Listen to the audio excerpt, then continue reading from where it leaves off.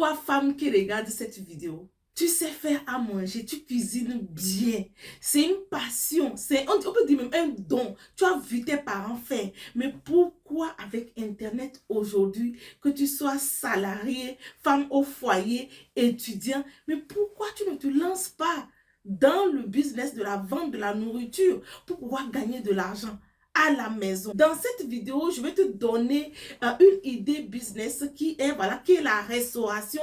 Comment tu peux te positionner dans la restauration de façon professionnelle? Oui, tu peux commencer à n'importe quel niveau, mais qu'est-ce qu'il faut exactement? J'ai contacté une personne qui est professionnelle, qui connaît ce métier-là et qui m'a donné vraiment des astuces qui vont te permettre de pouvoir en fait te lancer et éviter des erreurs de débutant. Oui, tu as déjà connu plusieurs personnes qui se sont lancées et qui ont fermé. Tu as dit oui, ça ne marche pas.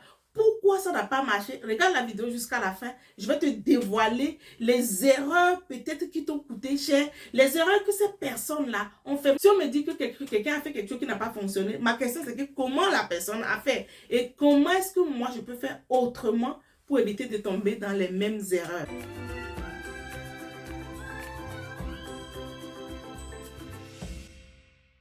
Bienvenue sur la chaîne des entrepreneurs audacieux. Ici, on ose, on crée de la richesse. C'est pourquoi si tu es femme, tu dois utiliser tes mains. Tu dois utiliser ta cuisine pour gagner de l'argent dans le confort de ta maison. N'oublie pas d'utiliser Internet, TikTok, Facebook, Instagram, YouTube pour pouvoir propulser ton business. Ça va t'amener à une dimension que tu n'imagines pas. Si tu ne me connais pas, je suis Sadiatou Didi Choco sur les réseaux sociaux. Qu'est-ce que je fais? Ben, je t'accompagne à manger ta part du gâteau dans le digital. Visibilité, e-commerce, coaching en ligne. Je vais te demander de t'abonner, partage la vidéo, abonne-toi parce que YouTube nous dit que vous êtes très nombreux, vous regardez la vidéo, vous ne vous abonnez pas.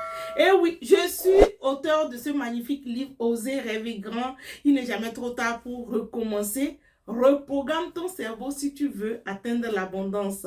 Oui, le livre est disponible sur mon site www.didichoco.com. J'ai fait aussi une formation gratuite sur le positionnement en ligne. Si tu es intéressé, clique simplement dans la description de la vidéo et tu auras toutes les informations. Lance-toi dans la restauration, mais comment? Oui, je vais te dire déjà de commencer par faire un plat local. Oui, il faut te spécialiser. Ne vends pas pour tout le monde. Spécialise-toi dans quelque chose, mais fais ça bien, s'il te plaît. Fais ça bien. Et si tu veux commencer à la maison, c'est-à-dire que tu te mets sur les réseaux sociaux et que tu reçois des commandes et tu fais, si tu es salarié par exemple, tu peux opter pour le service, c'est-à-dire que tu vends 2 fois par semaine. Tu peux par exemple proposer tes plats lundi matin et jeudi. Donc, tu vois, le week-end, tu as le temps de préparer. Et oui, à partir du jeudi aussi, tu as le temps de pouvoir préparer. Et oui, et tu te positionnes comme ça, tu vends même à tes collègues qui sont là. Tu n'as pas vu que à la veille de, quand vous prenez la pause, tout le monde est en train de chercher où manger et tout. Donc, toi, tu te positionnes et tu les sers comme ça. N'oublie pas de rajouter des astuces qui vont permettre à ces personnes-là de rester. Maintenant, toi qui as un grand projet, toi qui as vraiment un grand projet, tu veux mettre en place un restaurant. Oui, voilà les étapes que tu dois suivre. Les choses que tu dois prendre en compte. Prends note, hein, parce que ça va vraiment t'aider à pouvoir atteindre, faire les choses bien, quoi. Et n'oublie pas que c'est ton professionnalisme, ton excellence qui va faire la différence. Donc, avant de te lancer, il faut faire une étude de faisabilité. C'est très important. C'est-à-dire que tu ne peux pas te lever comme ça, aller ouvrir un restaurant pour ouvrir. Il faut que tu fasses une étude de faisabilité. Chercher à savoir si déjà les premières personnes qui vont tester ce que tu veux vendre, c'est des clients. C'est pour ça que tu dois commencer petit pour voir si ça intéresse les gens. Oui, regardez par exemple si tu veux avoir un restaurant, est-ce que ce que tu veux proposer, c'est un plat qui intéresse les gens? La deuxième chose, est-ce que tu peux trouver vraiment des cuisiniers, des personnes professionnelles? Et oui, tu t'assois et tu fais l'étude là pour voir si les choses vont être possibles. Donc, tu ne te lances pas comme ça parce que oui, tu as l'argent, tu ouvres un restaurant, tu recrutes tu mets les gens. Non, prends le temps d'étudier la faisabilité.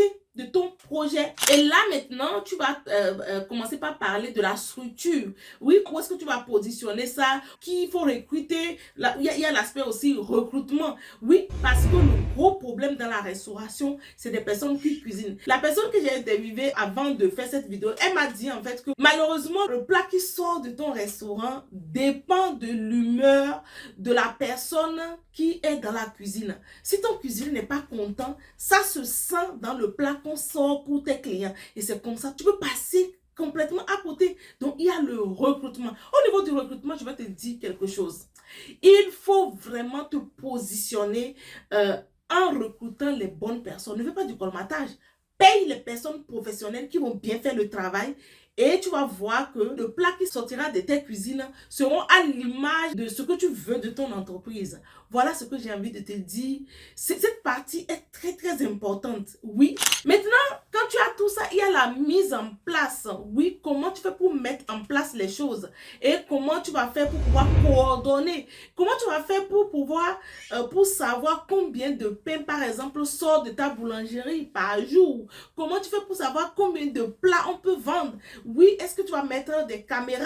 Comment tu vas faire pour pouvoir, en fait, mettre en place un système pour pouvoir contrôler, checker, savoir exactement combien tu as vendu et combien devrait rester. Si on te dit par exemple qu'on a fait 20 plats de spaghettis aujourd'hui, mais qu'est-ce qu'on a utilisé dans la cuisine pour pouvoir sortir 20 plats de spaghettis? Il faut que les choses soient mesurables, quantifiables. C'est la seule façon pour toi de pouvoir en fait en sortir. Sinon, on va entendre que tu as eu restaurant et ça n'ira pas loin. Donc, si on prend une personne qui se lance par exemple dans la fabrication du pain, il faut que tu sois, de façon pratique, il faut que tu sois en mesure de dire que un sac de 25 kilos de farine permet de produire par exemple 1000 baguettes de pain et telle quantité d'eau, oui, c'est important, telle quantité de sel. Bref, tu dois être en mesure de pouvoir quantifier les choses comme ça. Et c'est ça qui va te permettre de connaître ta marge. Oui, qu'est-ce que tu as gagné concrètement? Est-ce que tu roules à perte? Et quand est-ce que tu vas atteindre, par exemple, le seuil de rentabilité? C'est le niveau de ton business où tes charges sont égales à tes entrées, en fait. Ton bénéfice arrive à couvrir tes charges. Ça, c'est important. Et dans les charges, on a les charges fixes et les charges variables. Voilà un peu comment tu peux te lancer dans la restauration et t'en sortir sans frustration pour éviter des erreurs qui vont te coûter très cher. Oui, si tu as déjà essayé et que tu as échoué, moi je te recommande aussi de contacter une personne qui a déjà fait son expérience dans ce que je viens de dire et la personne saura te dire.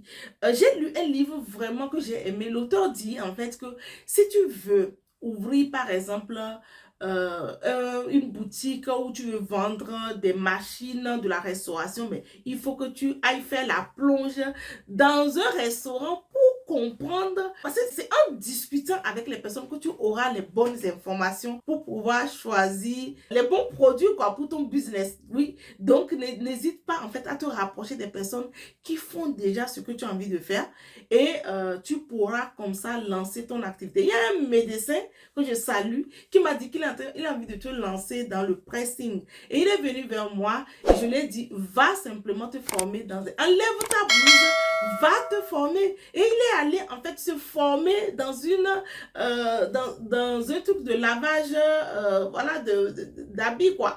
Et aujourd'hui il a mis en place son truc au Sénégal et ça marche très bien. Donc tu dois comprendre que c'est pas une question de j'ai bac ou plus tel, il faut que tu enlèves cette casquette là et que tu ailles vers les bonnes personnes si tu veux lancer un business qui grandit et qui te fait vraiment grandir aussi. Partage la vidéo.